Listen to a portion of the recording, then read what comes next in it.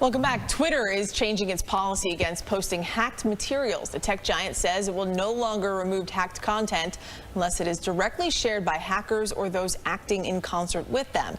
This news comes after the company blocked users from sharing a New York Post article critical of Hunter Biden.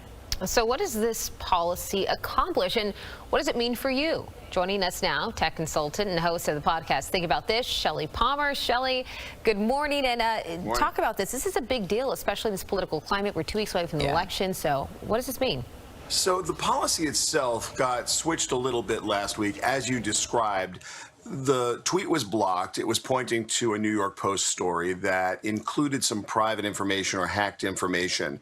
And they blocked it. And they got a lot of feedback, which is a polite name for they got yelled at a bit. And they reevaluated their policy. And as stated, just by you now, if something is shared by the hackers or someone in concert with them, they will block it. This is a very confusing idea.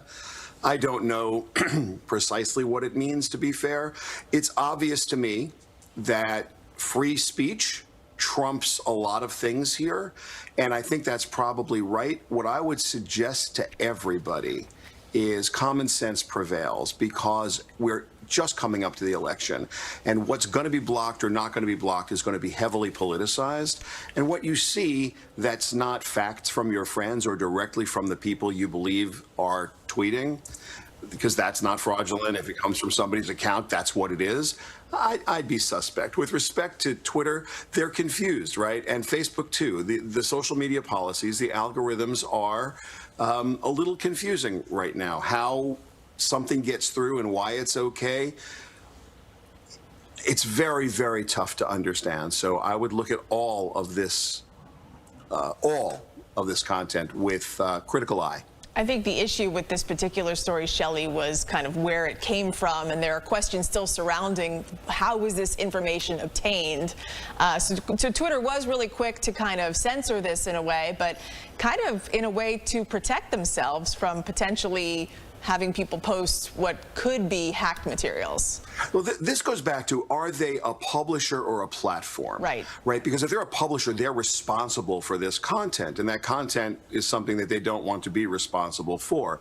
If they're a platform, then everything's fine. It's just freedom of speech. And so their policies actually are quite clear now. I misspoke, really. I'm not confused by them, but other people will be. And the reason is you've got to go in and read them now to fully understand what's going to be blocked and what's going to not be blocked.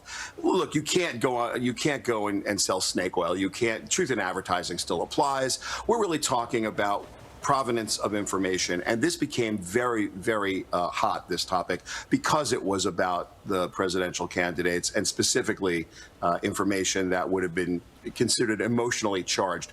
But let's face it, there are millions and millions of tweets every single day and hundreds of millions of posts, and we just have to look at them with a critical eye. And I think that's the most important lesson here. And if you're interested, both companies, Facebook and Twitter, have clearly published their policies regarding what they will and will not allow you to do.